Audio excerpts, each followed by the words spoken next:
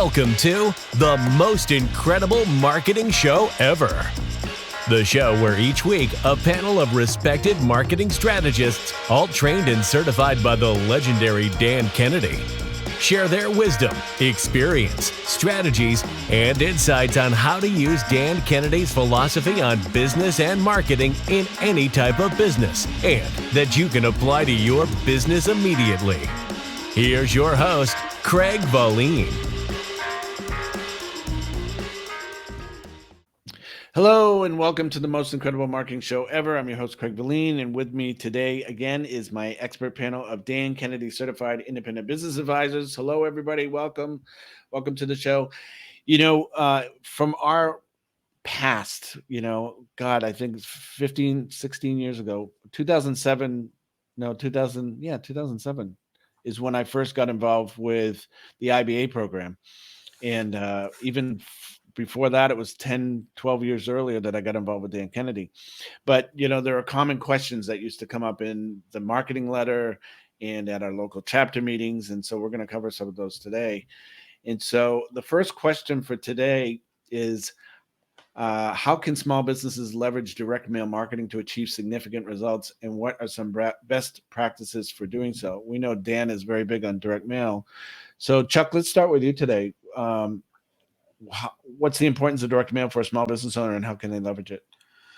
Well, first of all, if they're relying on email marketing, if they're doing really well, they're getting a 30% open rate. That means 70% of their clients or prospects are not seeing what they have to offer. So the way to get in front of them is in the mailbox, and it has to be targeted for us. But if it is targeted and using some of the things we've talked about on past shows about even your postcard being outrageous, so it stands out from the other stack of postcards that gets in there, or your sales letter, how you plan to sneak up on them with a blank, or you have copy all over the outside of the envelope. You have to make that decision. But as time has gone on, less and less businesses are using direct mail, and so it's a way for you to stand out because you are using direct mail and doing something different.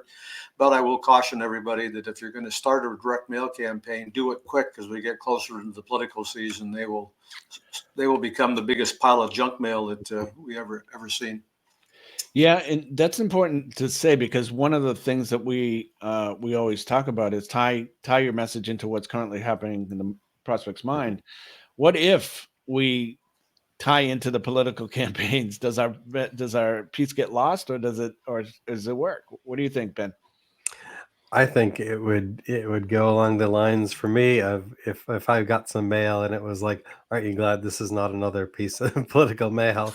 I'd probably make it to the top of my list, because all of the multiple postcards from the different candidates, those are going straight in the trash. But if I can see, I'm still getting the mail because I have to clear up my mailbox with all of these things piling up. So I do think there are some angles to take where you are addressing that concern. One of the concerns in your prospect's mind when they're going through all this mail is just a piece of junk mail, and your job of getting their attention starts with the envelope.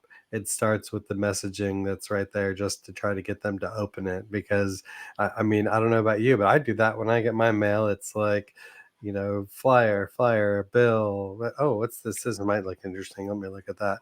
And as a marketer, sometimes that's just like, oh, well, that was an interesting, approach on the letter or something like that. I really like to do bulky email where there's like some sort of an object in there. Yeah, I say direct mail with some bulky objects in there. Once I can figure out how to do bulky objects in an email, then I'll take that to the next level. But when you are getting in front of your prospect, if you can give them something tactile, I don't know about you, but how many people can actually just throw something away not knowing what that tactile thing is inside of it? So if you can get them to open it just to see that there's like a little action figure in there or something along those lines, and then the quicker you can tie in a headline and some marketing messaging into whatever it is that you put in that inside the envelope, you can get their attention, and then you get them reading something And just like Chuck said, getting them from not being in front of a screen to like just having a actual piece of paper in their hand that they're reading. They don't, that piece of paper that they're reading, it's not going to have notifications popping up. It's not going to, just fly into some sort of spam folder someplace. It's right there in front of them. And so if you can cut through all of the digital things by going through direct mail, that is at least going to get some amount of attention in front of your prospects. Steve, what have you heard so far from our fellow panelists, and what can you add to it? Well, as Ben and Chuck just said, just doing direct mail is already going to get you more attention, because I don't care how many political pieces come, and I get them all because I answer every poll question differently. A little trick for everybody out there. You get a text message or an email or this or who you're voting for. I'll just pick one, the other, this one.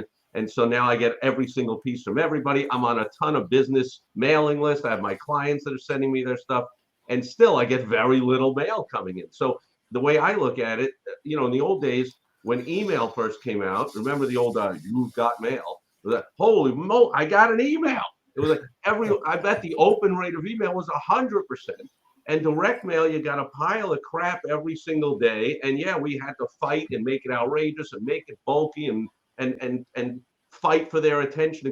Well, now the graph is like, email, are you kidding me? I got overwhelmed with hundreds a day. Give me spam folders. Give me do not send. Yahoo, change the rules. But direct mail's going in the other direction. Now there's so little direct mail, so it's just too easy to get noticed in direct mail. So do direct mail, but the one tip I'll give people, and you've heard us say the word a few times, but we just kind of take it for granted and throw it around. You do a campaign. That means multiple pieces in a sequence. So Dan teaches that when you mail, say, a 3-step sequence, your second and third mailing will double your response for the first one.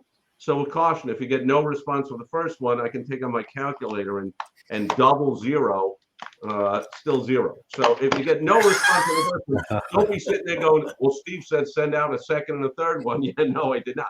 But if you make $1,000 on your first mailing, mailing that 2 more times, you make another $1,000. And that's a very low number, I hope, for everybody out there. So campaigns, direct mail campaigns, not one and dones, not just, Ben mentioned it, a bill.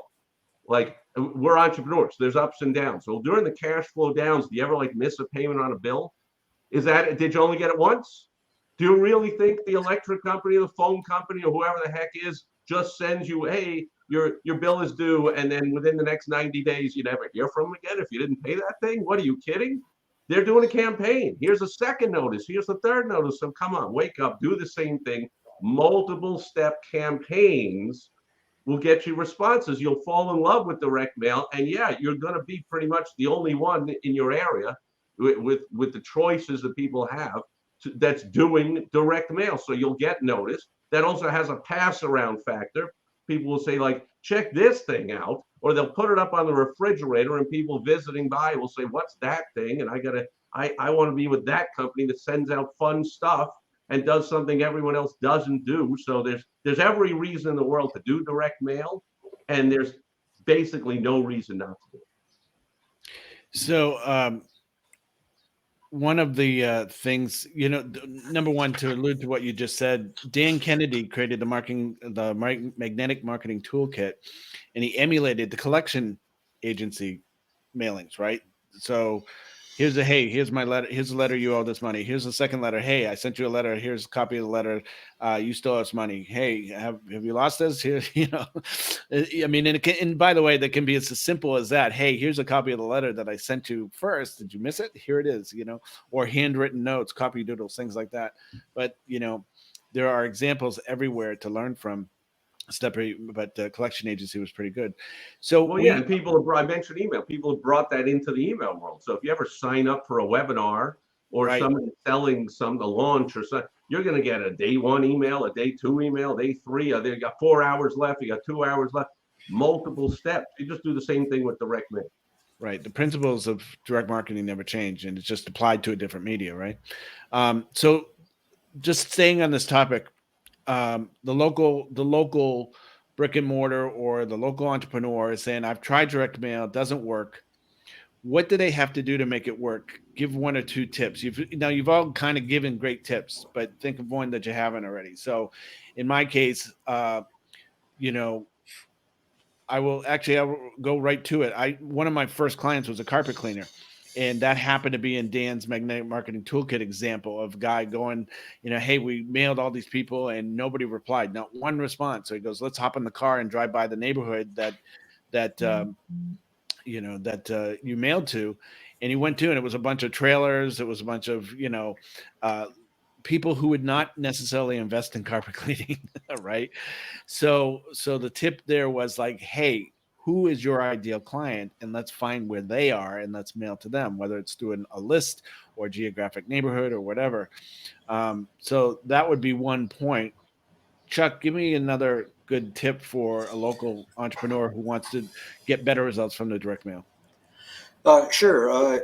You guys may remember this or not. I certainly do. One of the most memorable pieces of direct mail we received was promoting the Super Conference one year, and it was a tube with a 50 cal shell in it. So when you got it, like Ben was talking about, how could you not open it? Because this thing was rattling around in there, and it had a wanted poster in there to go along with that. So one of my mastermind members, who's a consultant to floor covering businesses around the country, we put together a campaign and knocked that off exactly the same, and it was very effective, because who cannot open this tube that has something rattling around inside, and then the copy tied right back to it, wanted carpet flooring dealers who want to do $5 to $50 million a year, blah, blah, blah, good copy to tie into it. But yeah, that's my example. Awesome. Ben.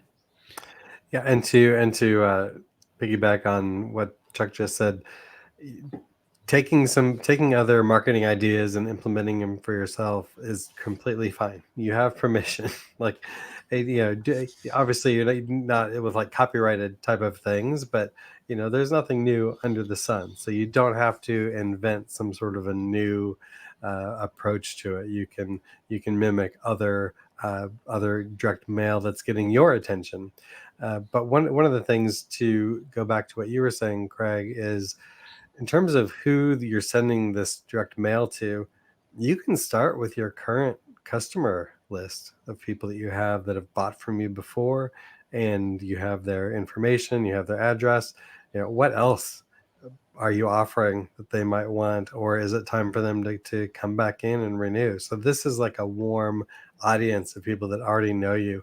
For a lot of people getting started with direct mail, that's a good place to start, is just going towards your existing customer base and working with them to get them to buy more of what they've already bought from you. And then once you get that dialed in, you can expand it and just do lookalikes and try and find more people like them in similar neighborhoods in your town, or taking those demographics and working with a list broker to get other addresses and people that kind of match that. So it doesn't have to be a shot in the dark with who you're sending this to. You can just kind of start with what who and then build off of that. Yeah. This episode of The Most Incredible Marketing Show Ever is sponsored by Ben Thole at marketingfunnel.com. Marketingfunnel.com empowers coaches and experts to scale their businesses with effective marketing automation. To get a free copy of their marketing automation playbook to transform your strategies, go to marketingfunnel.com. Now, back to our show. Steve, a tip you haven't mentioned already that would be helpful to a local business owner. Well, it's basically a layup question for me, because I got the answer right here. I mean, I'm a very simple person. That's why I created the WOW strategy. It's just these 3 letters. And so you see these guys just talking about it. Ben just talked about it, like you talked about the carpet cleaner, drive around the neighborhood. The first W is who. Right. So if your advertising or marketing is not working, it just comes down to one of these 3 letters, either who you're sending your advertising or marketing to, find a better target prospect. The O, it stands for the irresistible offer. Is your offer boring or typical or not great, or is it irresistible?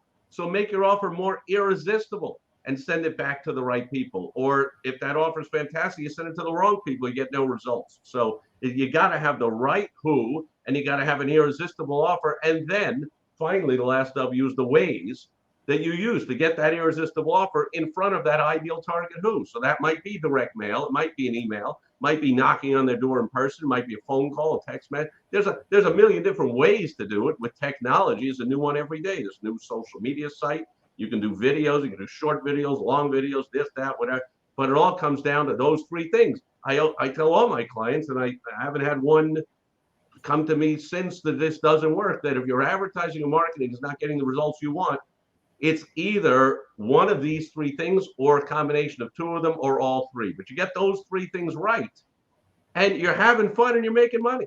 And you will say, wow, and your account will say, wow. And when you go into the bank, the clerk will say, wow, what's all this cash you keep bringing in here? And your clients will say, wow, you're helping out so many more people. So I call it the wow strategy, the ideal who, the ideal irresistible offer, and then all kind of as many ways as you can think of to get that irresistible offer in front of that ideal target who. You're making money. That's great. Good advice. You know, the one, there's a quote from Herschel Gordon Lewis. He was a famous direct mail copywriter, but he says the purpose of an envelope is to get opened. You know, so it's to carry the contents, but the purpose of it is to get opened. And just like a headline, the purpose of a headline is grab your attention, get you to read the next sentence and the next sentence and the next sentence. You know, one of the things, I have a probate real estate expert as a longtime member, my first member, and he stands out. I don't know if you know anything about probate real estate, but when somebody dies, it's public information. And so all the investors and the attorneys and everybody bombard, you know, the person on the administrator, right? And so most of them are postcards. Some are yellow letters, but they're very poorly written. He sends a birthday card, or like a greeting card, excuse me, not a birthday card, a greeting card. And it stands out in the pile of crap. I mean, I've seen it. He takes pictures of it. You've seen it. But it's one way to get opened. And if you're going to sit in a pile, especially as we talked about the political season coming up, it's like, if you want to stand out, don't look like every other piece of mail. Forget professionalism. Think about getting it opened.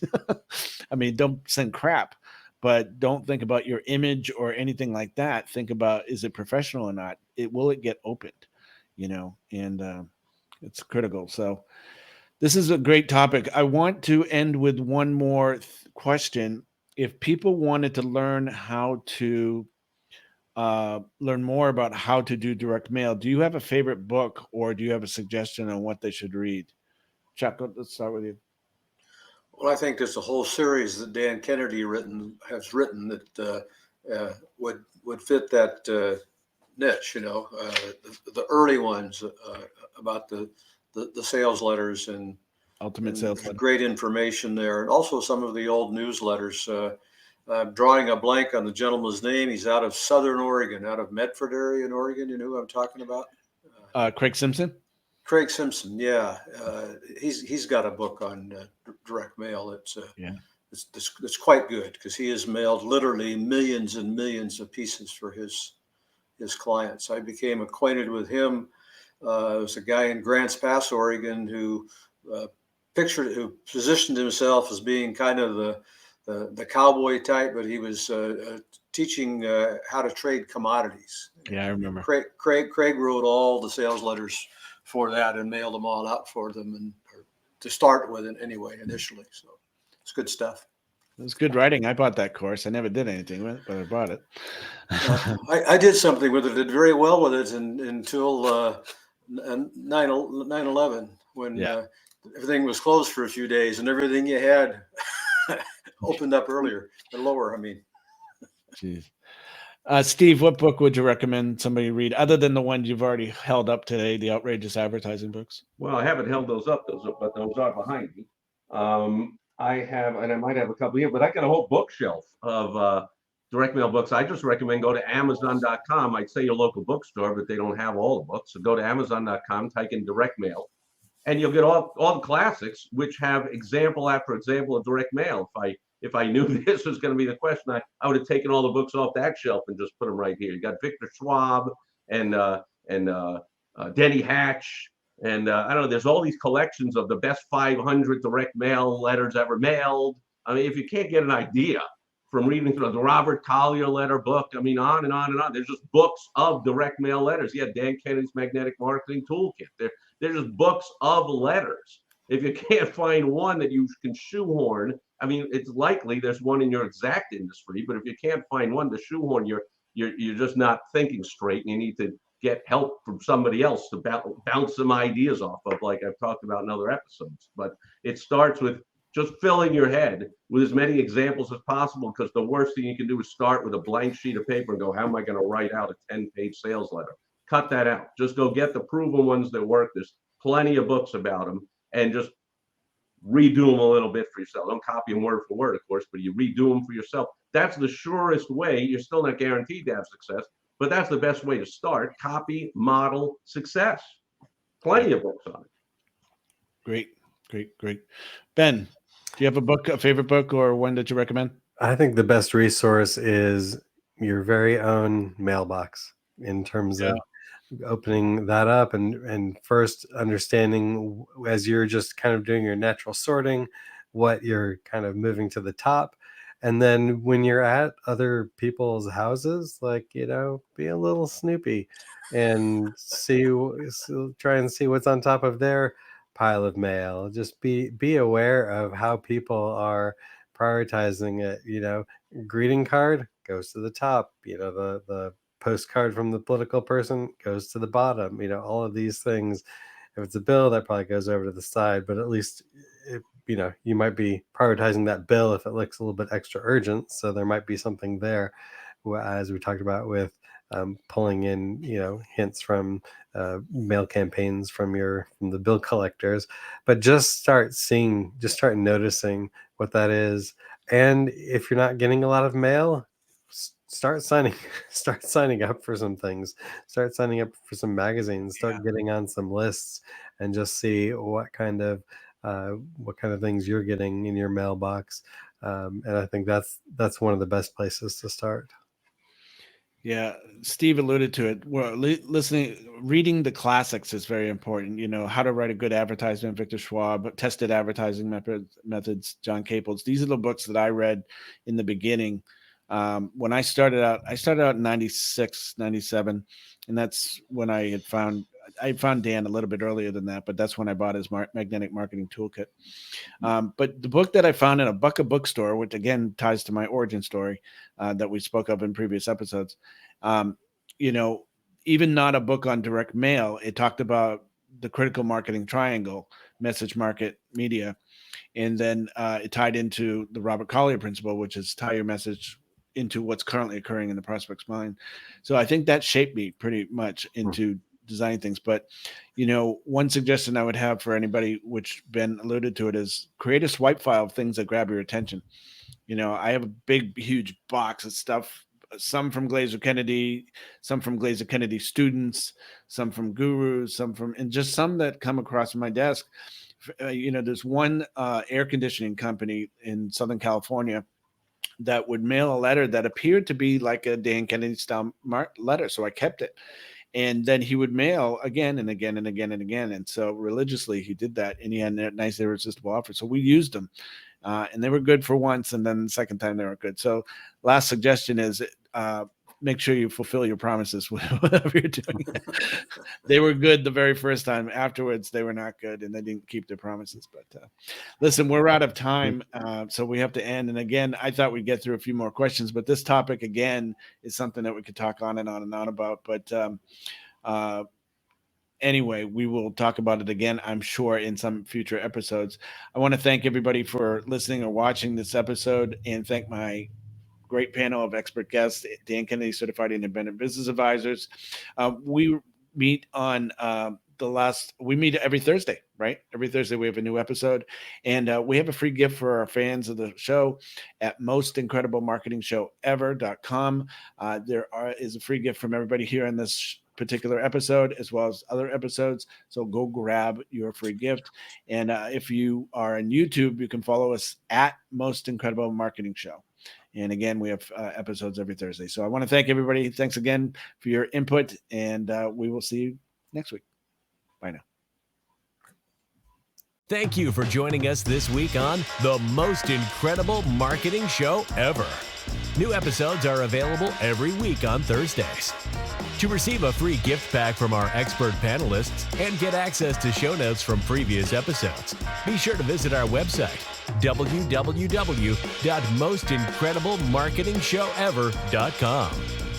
If you're watching this on YouTube, please hit the subscribe button and click the bell up in the right-hand corner to be notified of future episodes so you'll never miss a show.